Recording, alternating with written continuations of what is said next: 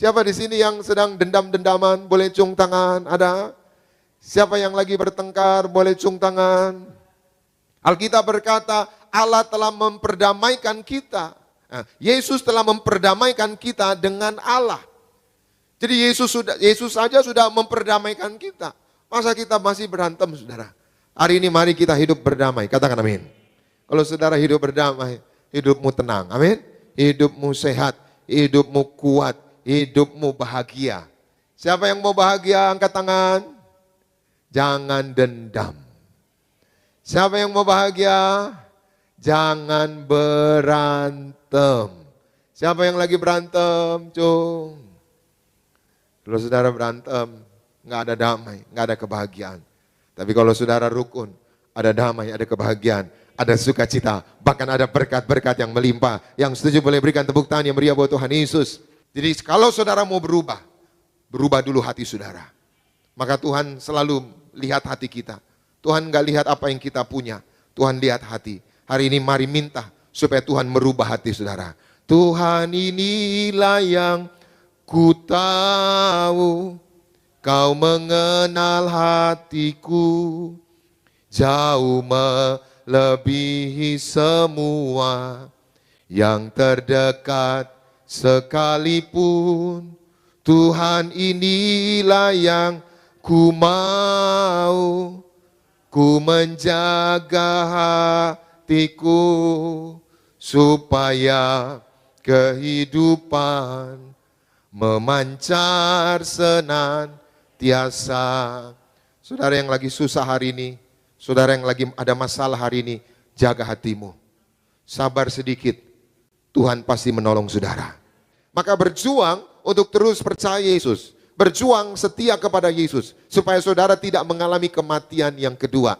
Jadi kematian fisik itu kematian sementara. Maka ada lagu berkata, sampai bertemu, sampai kita bertemu lagi. Sampai bertemu, Tuhan Allah besertamu. Jadi kalau saudara punya keluarga yang sudah meninggal, itu kematian sementara. Nah, kita nanti akan bertemu kembali. Maka tugas kita adalah apa? Berjuang, persiapkan hidup kita. Amin. Gimana cara kita persiapan? Ibadah, rajin perjamuan kudus, berdoa, baca firman. Tapi kalau saudara bertengkar, saudara dendam-dendaman, saudara, mohon maaf, itu bukan persiapan untuk kekekalan. Ya, kita kendalikan keinginan kita. Jangan sampai keinginan kita menghancurkan hidup kita. Jangan sampai keinginan kita menghancurkan karir kita. Ada banyak orang-orang saya kenal, saudara. Dia ya karena tidak mengendalikan keinginan, karirnya hancur. Saudara, bahkan pelayanannya hancur, saudara. Bahkan hidupnya hancur, rumah tangganya hancur.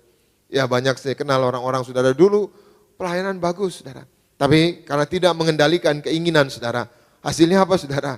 Meninggalkan pelayanan. Saya doa kita setia mengiring Tuhan karena kita percaya Yesus yang pelihara hidup kita, Yesus yang memiliki hidup kita, Dia pasti jamin hidup kita berkemenangan. Yang setuju boleh berikan tepuk tangan yang meriah buat Tuhan Yesus. Bapak-bapak, miliki rasa cukup. Lihatlah istrimu seperti wanita yang paling cantik di seluruh dunia. Kalau saudara lihat wanita lain, maka saudara nggak akan merasa puas dengan istri saudara. Istri-istri, banggalah, bersyukurlah dengan suamimu. Amin. Orang tua, banggalah dengan anak-anak. Amin. Maka kadang-kala orang saudara ya suka datang, pendeta, saya udah nggak kuat lagi dengan pekerjaan ini. Saya rasa-rasa mau resign aja. Saya mau bilang saudara yang merasa capek dengan pekerjaan saudara. Di luar sana ada orang-orang, bahkan jutaan orang, setiap pagi dia merindukan dia bisa bangun pagi sambil bawa tas berangkat ke kantor, berangkat kerja. Saudara yang sedang mengeluh karena capek kerja, bangun pagi pulang malam, badan pegel-pegel, pekerjaan susah, banyak masalah. Bersyukurlah, di luar sana masih banyak jutaan orang saudara nggak kerja, nggak punya penghasilan. Hari ini berhenti menyalahkan keadaan.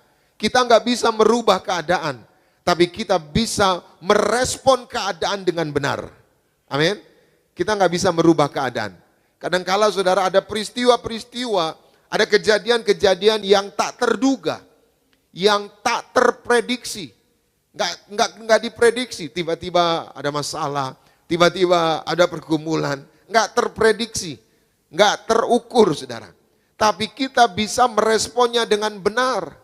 Apakah kita terus percaya, terus berharap, atau justru kita sebaliknya putus asa atau menyerah. Hari ini terus berharap kepada Tuhan.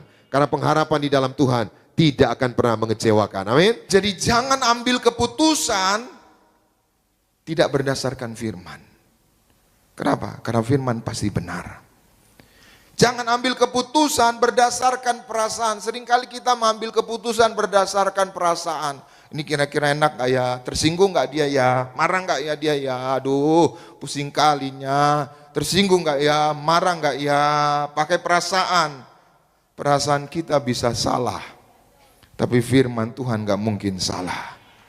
Jadi setiap keputusan yang saudara ambil pakai firman, yakinlah keputusan itu pasti akan berhasil. Yang setuju boleh berikan tepuk tangan yang meriah buat Tuhan Yesus. Sekali lagi, ada banyak orang sering ke gereja, sering melayani, tapi hidupnya nggak bahagia. Kenapa? Karena waktu dia ke gereja, waktu dia beribadah, dia cuma dengar firman, dia cuma tahu firman, tapi dia nggak pernah lakukan firman. Maka saya jamin saudara, Tuhan yang jamin, kalau saudara dengar firman, lakukan firman, pelihara firman, percayalah hidupmu pasti bahagia. Renungkan firman siang dan malam, kita lakukan firman, maka firman itu menjamin kita jadi lebih bijaksana, lebih berakal budi, dan lebih mengerti. Perhatikan kata lebih. Tadinya pas-pasan, tapi waktu baca firman, waktu tahu firman, waktu lakukan firman, jadi lebih. Jadi nambah atau kurang? Nambah. Maka hidup ini adalah belajar. Sama-sama bilang bersama saya, belajar. Dan bertindaklah berdasarkan firman. Bertindak bukan berdasarkan kedekatan. Wah, saya dekat sama dia. Wah, saya hopeng sama dia. Ya udahlah, kalau sama dia nggak usah pakai firman. Nggak bisa. Bertindaklah berdasarkan firman. Kalau saudara bertindak berdasarkan firman, saya yakin saudara nggak akan salah. Ya. Kenapa ada banyak masalah? Kenapa kita bisa salah? Kenapa kita bisa gagal, nggak berhasil? Karena kita bertindak atas berdasarkan perasaan, atas berdasarkan kesenangan kita. Hari ini bertindaklah berdasarkan firman. Amin. Ya mohon maaf saudara, malam ini agak keras sedikit. Tapi biarlah supaya kita semua bahagia. Yang setuju boleh berikan tepuk tangan yang meriah buat Tuhan Yesus. Itu sebabnya bertindaklah berdasarkan firman. Ibrani pasal 4 ayat 12 bilang apa? Firman itu seperti pedang bermata dua. Apa maksudnya saudara? Jangan saudara sama orang saudara pakai firman, tapi kepada diri saudara, saudara nggak mau pakai firman. Itu pembohong. Maka firman itu bermata dua. Saudara ngomong firman sama orang, saudara juga harus pakai firman untuk membersihkan hidup kita sendiri. Yang setuju boleh berikan tepuk tangan yang meriah buat Tuhan Yesus. Selama kita hidup pasti ada masalah. Tapi enggak semua orang yang punya masalah menemukan jawaban. Enggak semua orang yang punya masalah menemukan jalan keluar. Itu sebabnya tidak sedikit orang-orang yang bunuh diri, depresi, jadi gila. Kenapa? Karena enggak menemukan jawaban. Karena di dunia ini enggak ada jawaban yang pasti. Enggak ada jawaban yang memberikan kita kemenangan. Hanya firman yang memberikan kita jawaban yang pasti. Jawaban yang memberikan kita kemenangan. Yang setuju boleh berikan tepuk tangan yang meriah buat Tuhan Yesus. Amin. Harta, kekayaan tidak memberi kebahagiaan. Apa yang memberi kebahagiaan? Firman Tuhan. Kalau saudara melakukan firman. Firman yang pertama, kenapa firman memberi kebahagiaan? Karena firman membuat kita lebih baik. Yang kedua, firman menjadi jawaban atas semua masalah kita. Yang ketiga, firman menjadikan kita berhasil. Doa saya, firman memberikan kita kebahagiaan, keberhasilan, jawaban, dan mengubah hidup kita lebih baik. Tuhan Yesus memberkati. Kita berikan tepuk tangan yang meriah buat Tuhan Yesus. Hari ini apapun masalahmu, kita masih punya Tuhan. dan Tuhan kita hidup. Iya, Tuhan hidup. Air mata saudara, doa saudara, itu Tuhan perhitungkan. Jadi Tuhan tuh tahu gimana cara menolong saudara. Jadi biarkan Tuhan bekerja dengan caranya sendiri. Bagian saudara lakukan dan imani. Amin. Percayalah saudaraku, kalau saudara lakukan firman, saudara hidup. Saudara nggak akan kelaparan. Iya. Mendiang Pak Pariaji, Ibu Gembala ngajar. Pokoknya hidup benar aja, hidup benar. Lakukan firman, lakukan firman. Nggak akan susah, nggak akan kelaparan. Kita suka linglung, suka bingung gimana ya mau makan nih, gimana ya mau kerja nih. Kita bingung sendiri, muter. Padahal Tuhan bilang apa? Lakukan firman. Cari sorga, semua pasti ditambahkan, semua pasti dicukupi, semua Tuhan pasti pelihara, amin. Ku tahu Bapa peliharaku, Dia baik, ku yakin Dia selalu sertaku, Dia baik bagiku. Jadi mohon maaf kalau saudara udah ke gereja, apalagi saudara udah melayani, udah dengar firman, tapi nggak melakukan firman, saudara nggak akan berubah. Saudara nggak akan jadi lebih baik. Maka pesan saya buat suami-suami, suami yang melakukan firman, dia tidak akan kasar sama istrinya. Dia tidak akan pukul istrinya. Dia tidak hianati istrinya, dia tidak selingkuhi istrinya. Istri-istri yang melakukan firman, dia tidak akan memaki-maki suaminya. Kenapa liatin saya? Kok gitu ngelihatnya? Jangan gitulah. Saudara jemaat Tuhan, saudara mau berhasil dalam pekerjaan, mau berhasil dalam rumah tangga, kuasai dirimu. Anak-anak muda, saudara mau punya masa depan yang indah, saudara mau berhasil dalam kuliah, saudara mau berhasil dalam pekerjaan, kuasai dirimu. Ada banyak masalah, ada banyak pergumulan, bukan karena Tuhan gak pelihara kita, bukan karena Tuhan gak lindungi kita, tapi seringkali masalah dalam hidup kita, persoalan dalam hidup kita, karena kita gak bisa menguasai diri. Dan hari-hari ini banyak orang, saudara, ya gampang temperamen, sedikit-sedikit marah, sedikit-sedikit sakit hati, sedikit-sedikit tersinggung. Siapa di sini yang sedikit-sedikit marah? Cung tangan. Ada yang sedikit-sedikit marah? Ada? Tunjuk orangnya. Pakai baju apa dia? Bilang sama dia, jangan sedikit-sedikit marah, kuasai dirimu. Kita harus miliki tujuan yang benar. Amin. Sama rumah tangga juga gitu. Saudara nanti berumah tangga ya. Kalau saudara punya tujuan yang benar, ingin bahagiakan suami, bahagiakan istri, walaupun suami kadang brengsek, walaupun kadang istri ngomongnya nyakitin, kalau saudara punya tujuan yang benar, saudara abaikan itu dan saudara tetap bisa menguasai diri. Katakan amin. Sama saudara yang lagi sidang mau nyusun skripsi, mau nyusun tesis, kan gak mudah itu.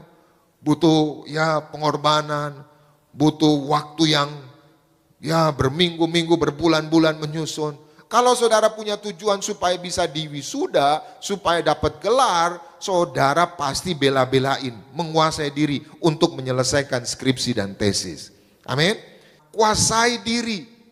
Kadang-kala orang saudara uang banyak, proyek banyak, uang banyak, usaha diberkati. Kita nggak menguasai diri, akibatnya apa? Lupa diri saudara. Mabuk-mabukan saudara. Lalu apa?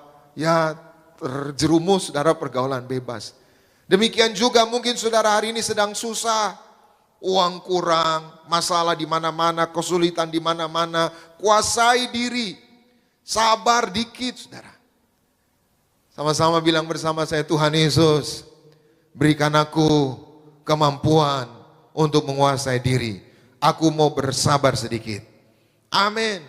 Penguasaan diri, orang yang bisa menguasai diri adalah orang-orang yang punya kekuatan dalam dirinya.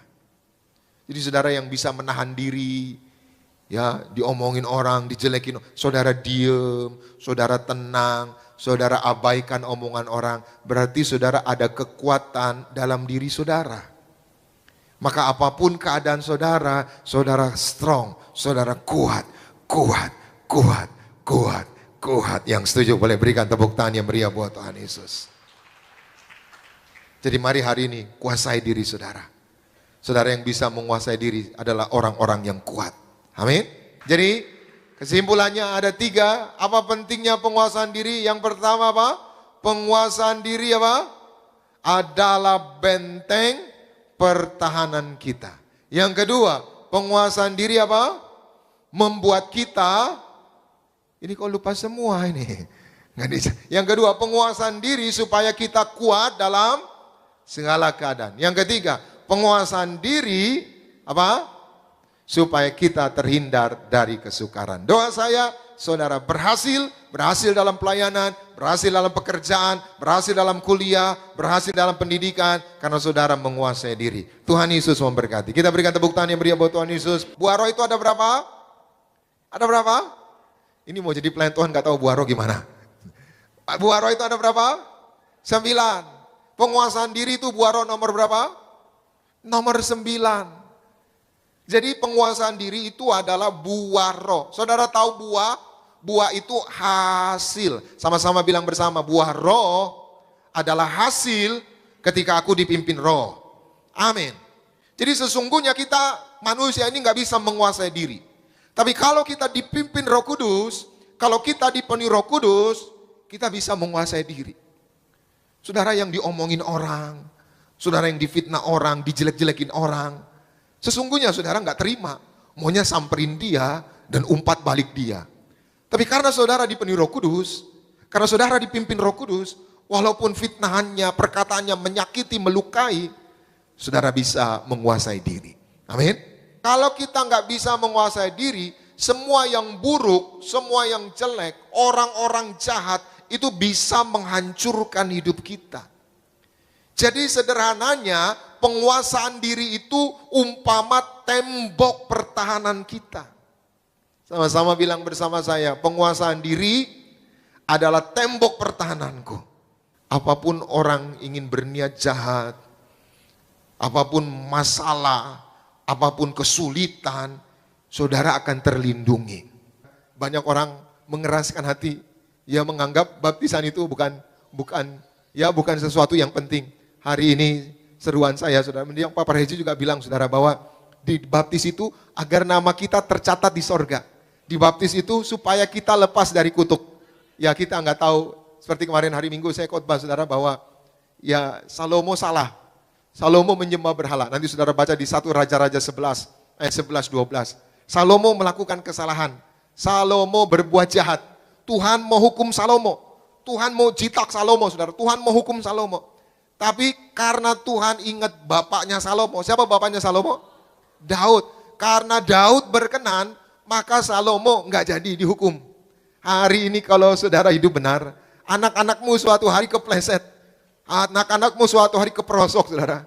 Dia ingat bapaknya, anaknya bisa diampuni. Katakan amin. Yang setuju boleh berikan tepuk tangan yang meriah buat Tuhan. Jadi waktunya sudah singkat, maka hari ini kita harus semakin mencintai Tuhan. Kita harus semakin bergantung kepada Tuhan. Dunia ini tidak bisa diandalkan lagi. Dunia ini tidak bisa diharapkan lagi. Hanya Yesus yang bisa kita andalkan. Hanya Yesus yang bisa kita harapkan. Selama saudara mengandalkan Yesus, apapun kesulitan, apapun tantangan, saudara bertahan. Saudara kuat. Saudara keluar sebagai pemenang. Yang setuju boleh berikan tepuk tangan yang meriah buat Tuhan Yesus. Mendiang, Pak Paryaji, juga Ibu Gembala selalu mengajar tentang darah Yesus, perjamuan kudus. Ini rahasia kerajaan sorga.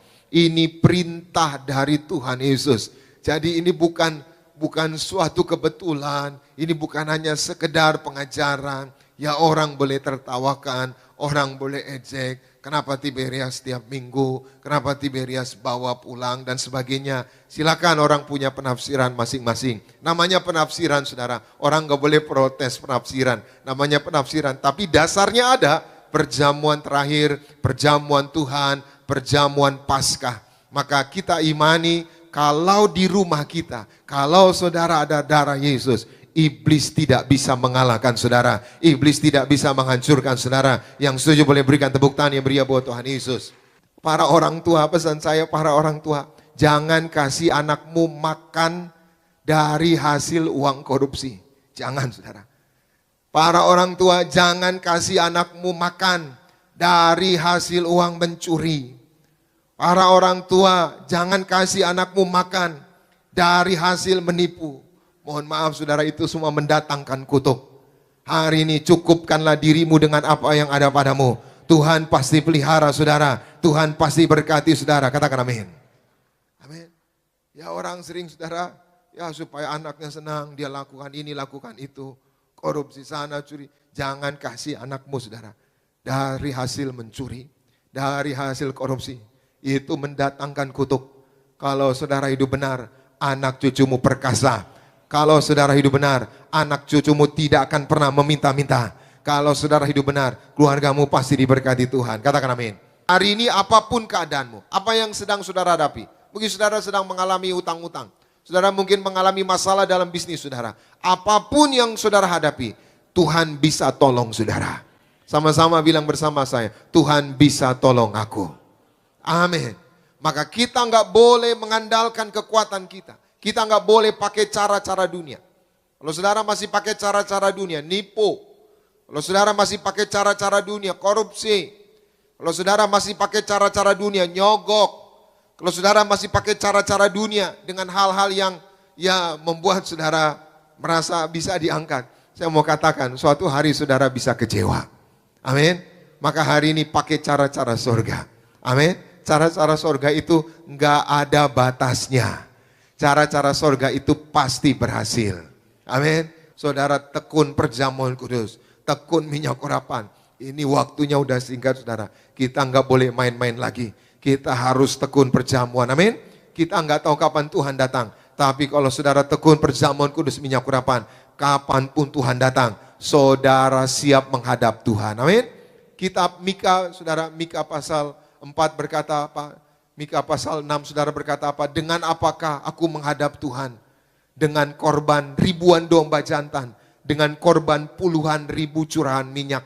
Jadi kita semua harus menghadap Tuhan dengan perjamuan kudus minyak urapan. Hari ini saudara di Tiberias, terima perjamuan kudus minyak urapan. Saudara layak berjumpa Tuhan. Saudara layak menghadap Tuhan. Yang setuju boleh berikan tepuk tangan yang meriah buat Tuhan Yesus. Maka lakukanlah semua dengan kesetiaan.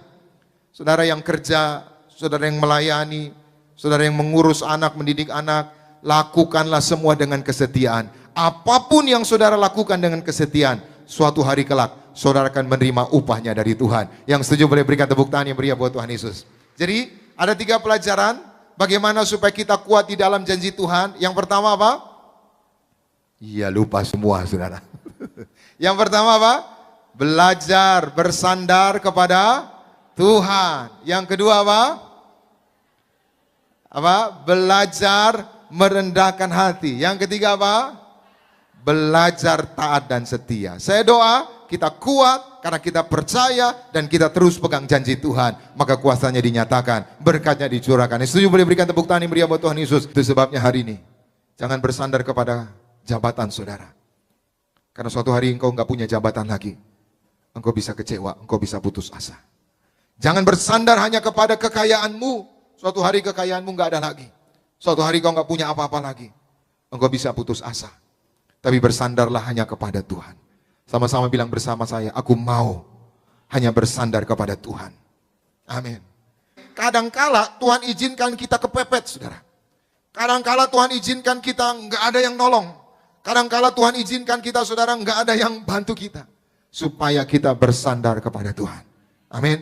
Hari ini mari, kita nggak bisa bersandar kepada dunia ini. Kita hanya bisa bersandar kepada Tuhan.